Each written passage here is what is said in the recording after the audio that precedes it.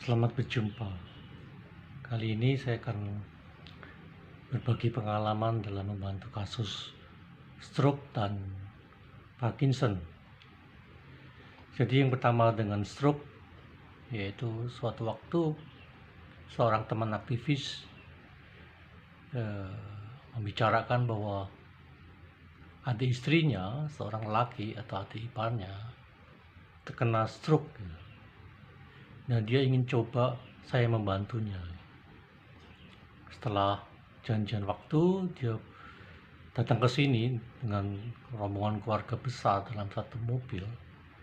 Dan ketika melihat adik iparnya, sepertinya cukup berat juga kasusnya, karena berjalannya satu kaki sudah diseret, kemudian mulut bibirnya ini juga sudah miring, atau bahasa Jawanya merot begitu. Jadi ya kita coba bantu atasi. Setelah diterapi ya cukup lama juga, mungkin barangkali sekitar 15 menit. Dan setelah berbincang-bincang, kemudian mereka pulang. Beberapa waktu kemudian keluarga teman itu mengundang saya untuk makan bersama, dan di situ sekaligus mereka mengucapkan terima kasih karena adiknya sudah mendapat banyak kemajuan tentang stroke-nya itu.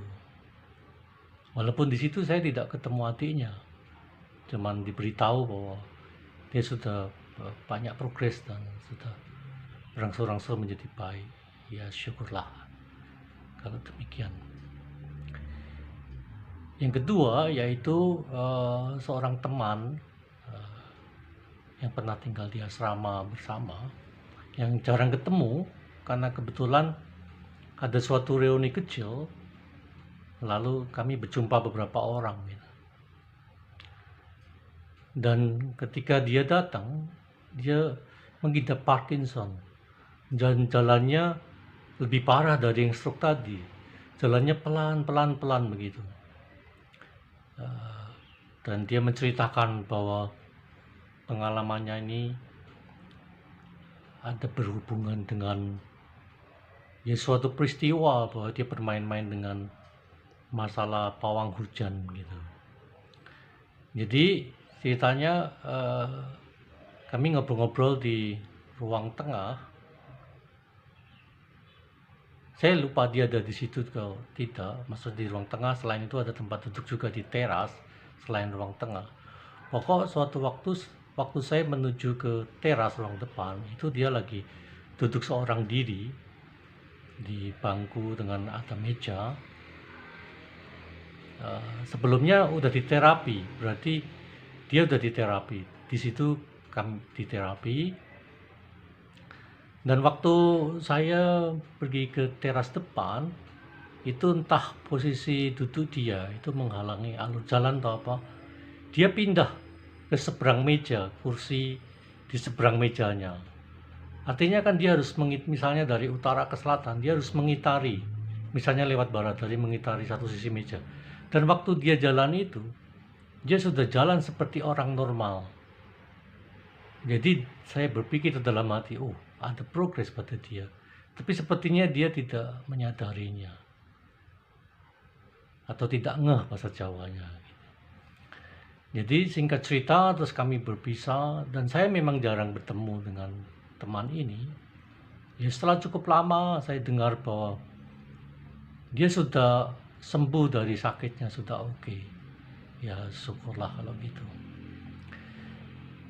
Dan catatan kembali ke yang pertama, ke stroke, itu catatan kalau itu latar belakangnya, kata teman, bahwa dia itu belum lama putus dengan pacarnya, dan pacarnya itu berasal dari suatu wilayah atau kental dengan dunia mistis, dan dia mengancam kepada adik iparnya itu akan melakukan tindakan berhubungan dengan itu akibat konflik dan putusnya mereka itu. Tapi yang jelas memang saya merasakan bahwa dampaknya relatif cukup berat energi negatif yang saya terima atas kasus itu. Demikian juga pada yang soal Parkinson itu.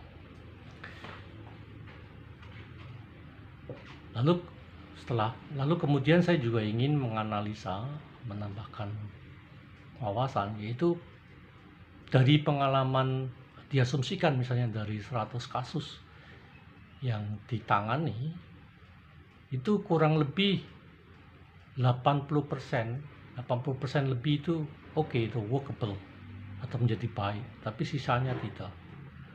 Nah, ini kenapa? Saya coba menganalisa, ada kemungkinan paling nggak ada 3 komponen yang diperlukan untuk ini terjadi. Yaitu pertama soal hoki, itu keberuntungan. Yang kedua soal berjodoh atau tidak. Yang ketiga healer yang tepat. Ini kebetulan hal ini analogi dengan seperti terjadinya suatu proses pembakaran. Dalam proses pembakaran paling nggak diperlukan hadir 3 komponen, yaitu material, kemudian oksigen atau udara, dan percikan api sebagai trigger. Analisa hak kesehatan ini sepertinya juga ada analogi itu, yaitu hoki. Kalau si klien relatif sudah habis hokinya, ya menjadi not workable. Demikian juga soal tidak sepenuhnya berjodoh. Misalnya ada sejumlah kasus yang efektivitas kerasa progresnya baru pada terapi kedua, walaupun majority pada terapi yang pertama sudah merasakan. Jadi andaikan dia entah karena persepsi atau hal yang lain, pada terapi pertama belum oke dan dia memutuskan tidak melanjutkan, itu saya anggap kurang berjodoh. Jadi seperti itu analisa sementara. Semoga berbagi pengalaman ini bermanfaat bagi kita semua. Sekian dan terima kasih.